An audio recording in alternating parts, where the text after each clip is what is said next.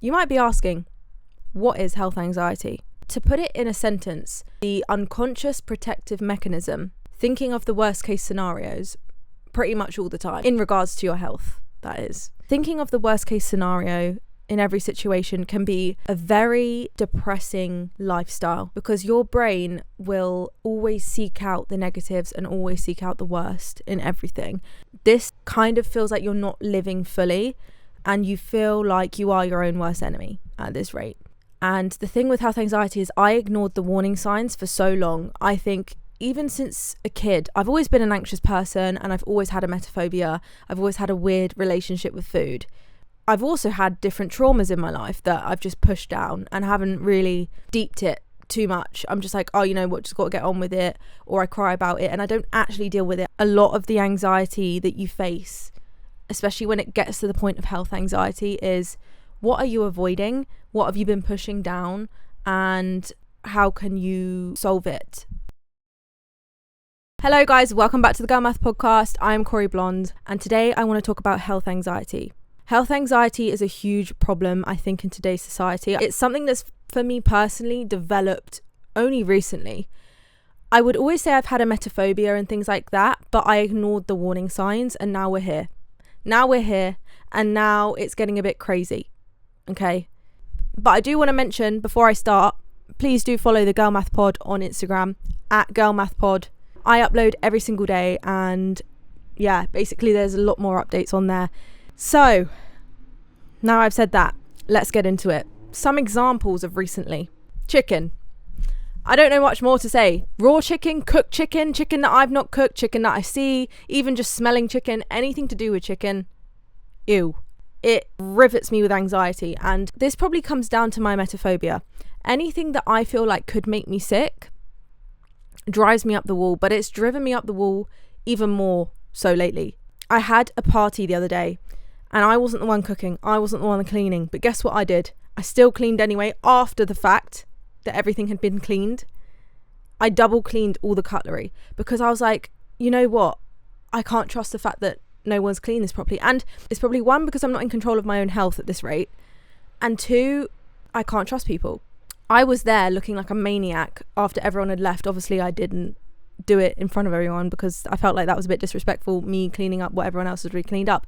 Even now, I'm like, oh, this might have been used at my party, so let's just wash it. Like, that's crazy, Corey. Are you actually okay? It's probably clean. But it's the fact that raw chicken or chicken in general could have been on it. And I used to be the person that would eat leftover pizza the day before without putting it in the fridge, or eating leftover food just without being put in the fridge, or even put in the fridge. And nowadays, I just can't. I just cannot bring myself to eat what's been left out or a day old. Even, I'll give you another example. This morning, I really pushed my health anxiety today and ordered food, because ordering food never used to be a big deal for me until recently. Because I'm not the one cooking it, I don't know if it's cooked properly. I don't know if the product has gone off. I don't know if it's been left out in the fridge. Like, I don't know what the conditions of the kitchen look like. I don't know how hygienic it is. So this morning I ordered scrambled eggs, avocado, salmon, and then overnight oats and a bunch of other things, right? And when it came, it really, really smelled eggy. And I was like, you know what? It's probably just because it's eggs and it's just me being weird.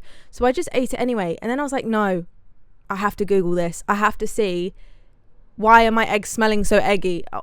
Corey, do you know what I mean? That sounds ridiculous. But in my head, I'd told myself that, oh my God, I'm going to get ill. So now I'm starting to believe that I'm ill. And do you know what's crazy is every time I say things to my boyfriend, he's like, Corey, do you know how ridiculous you sound right now? Like, I could think that I'm getting ill from oxygen. I always say, oh my God, am I going to get this from this? Or am I? And he's like, Corey, stop panicking.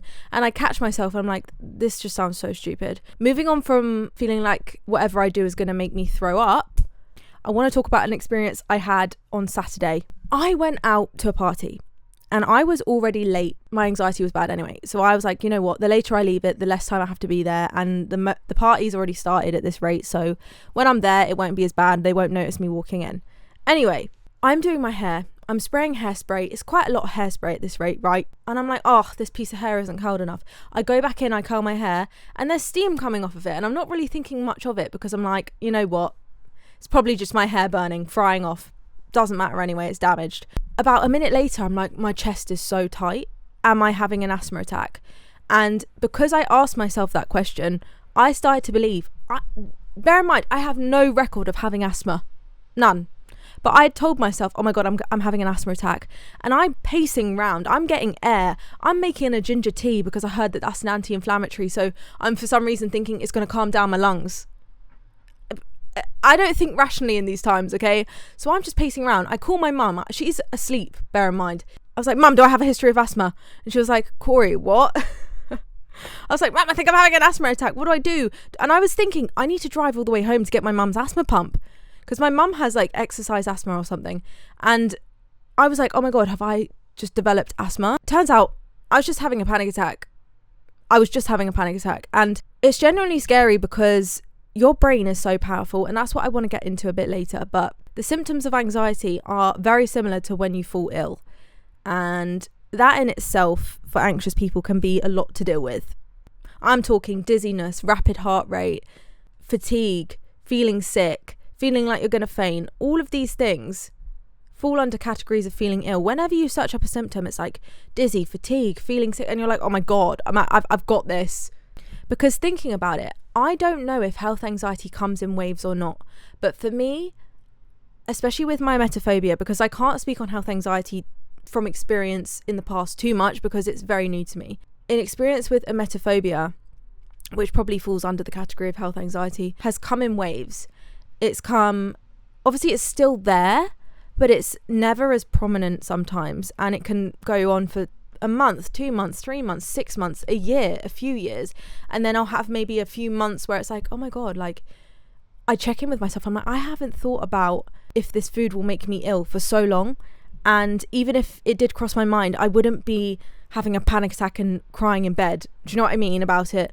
So I'm thinking back to when those periods were where I wasn't really fussed too much about it and what I was doing and how I was coping. A good example would be, I know this advice is given out so frequently, and in the time when you're in fight or flight, people say you need to exercise. You need to get out of your brain and into your body, right? But when you're in fight or flight, you don't want to be exercising. I'm sorry. The last thing I want to do is go on a run right now.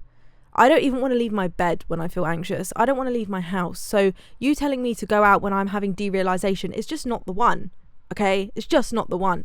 So things that have helped me is yoga. Yoga's helped me. Stretching's helped me. That's that kind of physical activity where you're still safe in your own home and you know you're in your own home, where you're not being watched, or you don't feel like you're going to fall ill outside and people are going to stare at you and laugh at you and whatever. You can just be in your own space and do your own thing. So that has definitely helped me. And I'll always preach ice. Putting ice on my face calms me down in the moment. Always has grounded me. Even touching grass. I know that sounds crazy. Me and my friend touched some grass yesterday and did some dancing in the sun. That really helped me. I feel like I needed the vitamin D and I needed to get out and actually experience something other than London for once. Because being in London is very overwhelming and very overstimulating. But anyway, why can I still taste egg in my mouth? I'm telling myself it's okay, but I feel like it was a rotten egg. Do you know what I'm saying? And I don't know if that's my health anxiety, or I don't know if it's actually me needing to trust myself and that's what it was. Because I had this whole thing about ordering egg and I finally did it, and now I'm like, oh my God, do you know what I mean? And I don't want to manifest that. And this is something I want to get into next. Manifesting. And I'm not talking in the sense of your dreams. I'm talking in the sense of your brain is so powerful, it will convince, it will come out in physical attributes within your body. It will convince your body that you are suffering with what you are telling yourself or anxious about. Because the amount of times every single day I'd say I feel sick. And I don't know if you've heard of like Epsom salts or Andrew salts. It's quite bad, but I have that at least once a day because I have an episode every day where I feel like I'm going to throw up. And that is me attracting that because I am constantly thinking about it. I am conscious of the fact that this is something that if I throw up, I feel like I'm going to die. That's what it comes down to, because I'm not in control and I can't seem to shake that off me. Health anxiety is a slight obsession because you will obsess over every symptom you have. You will end up Googling it. You will end up seeing the worst case scenario online all the time. I was hesitant to Google about the rotten egg thing. It told me it's probably a rotten egg. And I didn't even want to go into what are the symptoms of eating a rotten egg. I couldn't face it, because I know the second I do that, I'm going to start feeling very unwell. Quite frankly, I just have to come to a point where, okay, if I'm going to be ill, I've already eaten it. It is what it is at this rate. I just can't have that mentality. For the next 8 hours, 10 hours, 12 hours, I'm going to be obsessing over the fact that I potentially ate a rotten egg. The next thing I kind of want to get into, because we all know that I suffer with binge eating, and that has been something I've suffered with for about a year now. So this is a weird combination of things that I'm dealing with, because I am riveted with anxiety in terms of feeling like I'm going to throw up or feeling like I'm going to fall ill in some kind of way. The thing with binge eating is that you eat in excess, but the particular problem in my circumstance is that I am eating in excess the foods that I feel like are safe to me, but the foods that are safe to me are not very good for me. They're very sugary. They're very high in fat. They probably raise my cholesterol like no other. They raise my cortisol like no other. That's why I'm riveted with anxiety. I already know the reasons. I think I just need actual help and guidance as to do it. Do you know what I mean? It's not that I'm lazy. I haven't built up the momentum to eat properly. There's just so much to this that I'm struggling to put into words, because I'm not eating protein. I'm not eating meats or a lot of it anyway, because it scares me so much. It scares me unless I'm cooking it. Even when I do cook it, I'm deeping it. But something about protein in the form of a meat makes me feel ill, and it doesn't appetize me whatsoever, one bit. Even if you were to take me to the fanciest restaurant, I'd look at it and be like, nah, not for me. And the problem with this is that because I'm not eating protein, I'm not filling up on the right nutrients, and I'm not staying full. So the fact that I'm not staying full means I'm binge eating on other foods that aren't so good for me, that aren't keeping me full for long. So I'm eating more, so therefore I'm gaining weight. So therefore I'm not processing sugar in my body as I should be, which could lead to diabetes, for example, which is something that has been top of mind for so long, because I eat a lot of sugar a lot of the time without eating anything else, and it terrifies me. I'm just kind of stuck in this like limbo of I want to eat more meat, but I'm terrified to eat meat in case I get ill, because there's more chance of me getting ill eating meat. But then I'm like, if I don't eat meat and I don't put protein into my diet and I don't gain muscle, then diseases like cancer and diabetes and all of this is more prone to me, or I just won't fight it as well if I do end up having it. So if I do get diseases like that, my body won't be able to fight it off as well, because I was researching that if you have less muscle mass, if you get cancer, then it's harder to fight off or something. I don't know, don't quote me. But yeah, I kept reading up about how important muscle mass is, and I started panicking because I'm like, I have no muscle. It's all fat. I'm not saying I'm fat, but I'm just saying what's on my body is primarily fat over muscle. And it kind of made me realize, okay, I need to get to the gym and I need to eat protein, but putting on muscle mass I feel like would be so hard for me. I don't know why, because I'm tall, I'm female.